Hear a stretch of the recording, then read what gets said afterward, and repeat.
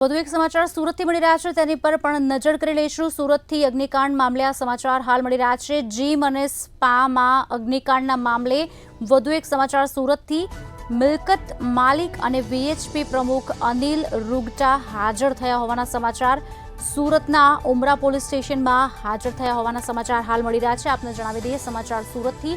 રૂંગટાને police દ્વારા summons આપવામાં આવ્યું હતું, જેઓ હાજર થયા છે।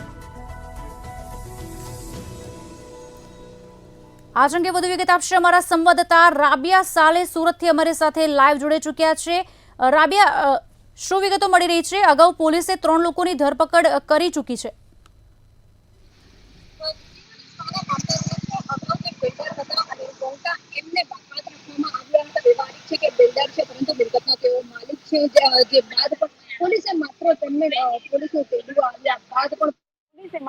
નોટિસ આપીને બોલાવવા માટેનું તેડું આપીને હાથ ઊંચા કરી લીધા હતા અને ત્યારબાદ માથે હાથ ધોઈને પોલીસ પણ બેસી ગઈ હતી। પરંતુ આ જીમના જે સંચાલક છે, અન્ય જે લોકો છે, તેમની ધરપકડ કરીને કાર્યવાહી ચોક્કસથી કરવામાં આવી છે। હાલ કહી શકાય કે પોલીસના તેડું આવ્યા બાદ અનિલ રૂંગટા જે બિલ્ડર છે તેને પોલીસ દ્વારા જે રહેમ નજર કરવામાં આવી હતી ને, તેને આજે પોલીસ સ્ટેશનમાં હાજર રહેવા માટે ક્યાંક સમન્સ પણ પાઠવવામાં આવ્યું હતું। તો અનિલ રૂંગટા હાલ ઉમરા પોલીસ સ્ટેશન ખાતે છે। ઉમરા પોલીસ સ્ટેશન હાલ બતાવવાની સ્વાભાવિક છે કે સુરતનો જે જીમ અને સ્પાનો જે અગ્નિકાંડ મામલો છે, આ મામલે મિલકત માલિકનો જે વિશ્વ હિન્દુ પરિષદના જે પ્રમુખ છે અનિલ રૂંગટા, તે અત્યારે અહીંયા હાજર થઈ ગયા છે।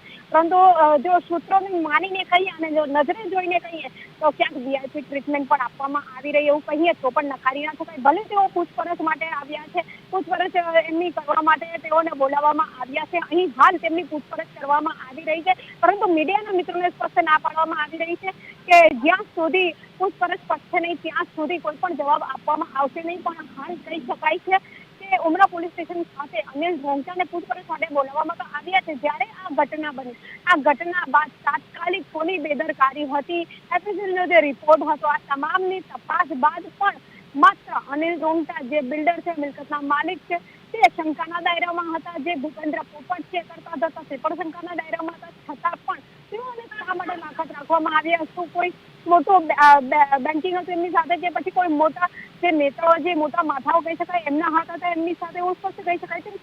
હાલ ઉમરા પોલીસ સ્ટેશન ખાતે તેઓ આવ્યા છે અને હાલ એમની પૂછપરછ કરવામાં આવી રહી છે એવું સ્પષ્ટ કહેવામાં આવી રહ્યું છે। પરંતુ આ પૂછપરછ લાંબી થઈ શકે એવું કહેવામાં આવી રહ્યું છે। હવે આ પૂછપરછના અંતે શું થશે તે તો સાંજે ખબર પડશે, પણ હાલ જે એફએસએલના રિપોર્ટ છે, તપાસનો ધમધમાટ છે, એ બધાને લઈને મોટા વાર્તાના વંગોળના રૂંગટા પછી પોલીસ દ્વારા હાજર થવા માટે સમન્સ પાઠવવામાં આવ્યું હતું, જેને લઈને રૂંગટા અહીં આવ્યું છે। પણ આશ્ચર્યની વાત એ છે કે જ્યારે આટલી મોટી ઘટના બની, સિક્કિમની જે 2 મહિલાઓ હતી તેઓનો ભોગ લેવાયો, 2 મહિલાઓના મોત થયા, આગ લાગી, બધું બળીને ખાક થઈ ગયું। બેદરકારી કોની કહી શકાય? ફાયર દ્વારા જે એનઓસી છે એની ઉપર સવાલ ઉઠ્યા, પણ મિલકતના માલિકની ઉપર કોઈ સવાલ નહીં ઉઠ્યા। જોકે તેઓ કહી શકાય કે અનિલ રૂંગટા જે છે શંકાના દાયરામાં હતા, છતાં પણ તેમની સહુલતે તેમને આજે બોલાવવામાં આવ્યા છે એ વાત પણ નકારી નહીં શકાય।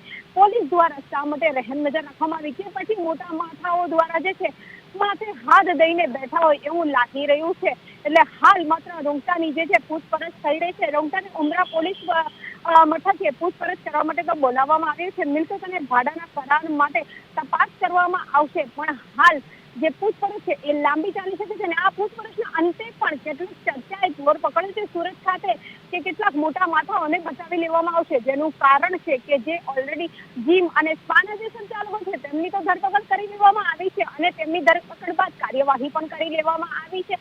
તો પછી આટલા દિવસો પછી પણ આ કાર્યવાહી માત્ર દેખાવ પૂરતી છે કે પછી ખરેખર તપાસનો ધમધમાટ પોલીસ ચલાવી રહી છે? અનેક સવાલો જે છે આ સુરત ખાતે ફેલાયેલી ચારો તરફની ચર્ચા પરથી ઉઠી રહ્યા છે। જી આભાર સમગ્ર માહિતી આપવા બદલ। વધુ વિગતો આપની પાસેથી લાતા રહીશું। તો સમાચાર સુરતથી હતા। ઉમરા પોલીસ સ્ટેશનમાં હાજર થયા છે રૂંગટાને પોલીસ દ્વારા સમન્સ પણ આપવામાં આવ્યું હતું। આ પહેલા 3 લોકોની અટકાયત પણ કરવામાં આવી હતી। આગમાં સિક્કિમની 2 યુવતીઓના મોત નીપજ્યા હતા। અગાઉ પોલીસે 3 લોકોની આ વિષય પર ધરપકડ પણ કરી હતી અને પૂછપરછના દોર શરૂ કર્યા છે।